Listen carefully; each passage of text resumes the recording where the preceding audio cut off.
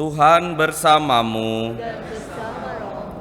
Inilah Injil suci menurut Yohanes. Dimuliakanlah Tuhan.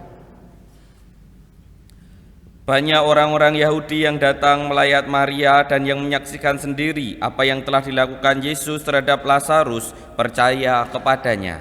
Tetapi ada juga yang menemui orang-orang Farisi dan menceritakan kepada mereka apa yang telah dilakukan Yesus.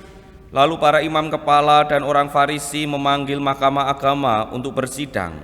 Mereka berkata, "Apa yang harus kita lakukan? Sebab orang itu membuat banyak mukjizat. Bila kita biarkan dia, maka semua orang akan percaya kepadanya. Lalu orang-orang Roma akan datang dan merampas tempat suci kita serta bangsa kita." Tetapi seorang di antara mereka, yaitu Kayafas, imam agung tahun itu, berkata kepada mereka, "Kamu tidak tahu apa-apa, kamu tidak insaf, bahwa lebih berguna bagimu jika satu orang mati untuk bangsa kita daripada seluruh bangsa kita ini binasa." Hal ini dikatakan Kayafas bukan dari dirinya sendiri, tetapi sebagai imam agung tahun itu ia bernubuat bahwa Yesus akan mati untuk seluruh bangsa, bukan untuk bangsa itu saja, tetapi juga untuk mengumpulkan dan mempersatukan anak-anak Allah yang tercerai-berai. Mulai hari itu mereka sepakat untuk membunuh Yesus. Karena itu Yesus tidak tampil lagi di muka umum di tengah orang Yahudi. Ia berangkat dari situ ke daerah dekat padang gurun, ke sebuah kota yang bernama Efraim. Di situ ia tinggal bersama para murid. Waktu itu hari raya Paskah orang Yahudi sudah dekat, dan banyak orang dari negeri itu berangkat ke Yerusalem untuk menyucikan diri sebelum Paskah. Mereka mencari Yesus dan sambil berdiri di dalam bait Allah, mereka berkata seorang kepada yang lain, "Bagaimana pendapatmu? Akan datang jugakah ia ke pesta?" Demikianlah sabda Tuhan. Terpujilah Kristus.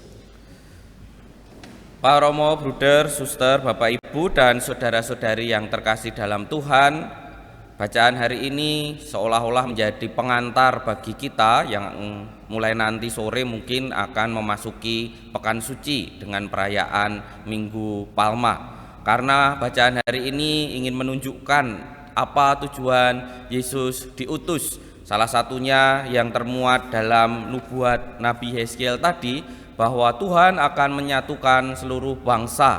Dalam kaitannya nubuat Yeskiel tadi tentang nubuat tentang bangsa Israel akan menjadi satu semuanya. Dan dalam bacaan Injil ketika Yesus membangkitkan Lazarus, banyak orang percaya, tapi ada juga yang kemudian sepakat untuk membunuh Yesus. Juga disampaikan bahwa Yesus salah satu perutusannya adalah menyatukan anak-anak Allah yang tercerai-berai, tentu dengan kebangkitannya.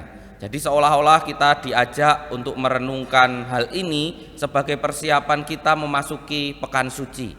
Nanti kan di Pekan Suci kita masih mengalami beberapa perayaan dari Minggu Palma, Kamis Putih, Jumat Agung, Sabtu Paskah dan malam Paskah dan akhirnya Paskah. Ingin menunjukkan bahwa apa yang terjadi pada Pekan Suci itu mengantar kepada perutusan Kristus, yaitu keselamatan untuk semua orang. Dan dengan demikian kita juga diajak untuk mempersiapkan diri untuk melihat secara lebih lebih mendalam apa yang terjadi pada Pekan Suci itu, bahwa Yesus nanti akan disambut kok tiba-tiba disalib dan lain sebagainya. Karena apa? Karena pengantarnya itu sudah sejak hari Senin kalau kita sadar. Yesus berdiskusi, lalu hari ini kelihatan sekali terpecah dua itu.